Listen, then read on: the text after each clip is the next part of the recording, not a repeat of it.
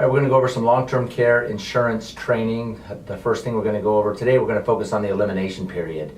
You can see here on the elimination period is also considered or could be called a deductible or their out-of-pocket expenses. So when you think of an elimination period, when you're talking to a policyholder or a client, refer to their homeowner's insurance or their auto insurance, how when they took out that policy, they had a choice to put like a $500 deductible or a $1,000 deductible. The higher the deductible, the less their monthly premiums are going to be. And that's basically what the elimination period is. The elimination period is the amount of money that the policyholder agreed when they sold the policy to them, that's the amount of money they would be willing to pay out before the policy began to kick in.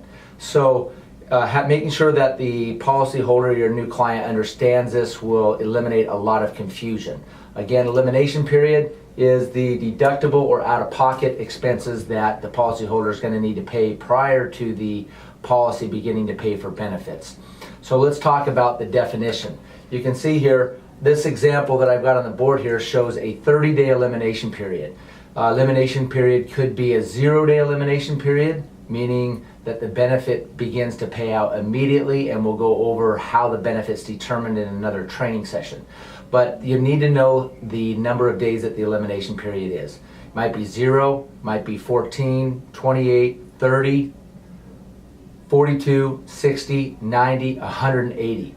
Now, once you've identified what the elimination period is, then you need to find out how is the elimination period determined. And there's usually 3 ways that the elimination period is determined. It's either calendar days or service days, which is 1 day of service equals 1 day towards the elimination period. Or it's for every 3 days of service in a given week, which would be a Saturday through a Sunday, but a lot of times it's going to be a Sunday through a Saturday. Usually the week ends on a Saturday, so it should be Sunday through Saturday. Now, if somebody receives care 3 days a week, or Monday, Wednesday, or Friday during that given week, if they have a policy that states 3 days of care will be counted as 7 days during that week, then those 3 days will actually count as 7.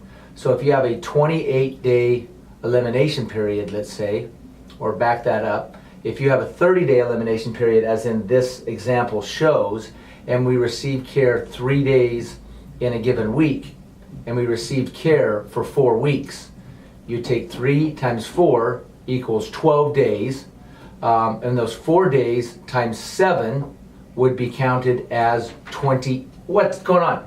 Are you guys ready? I'm filming, I'm doing training. All right. Let's start over.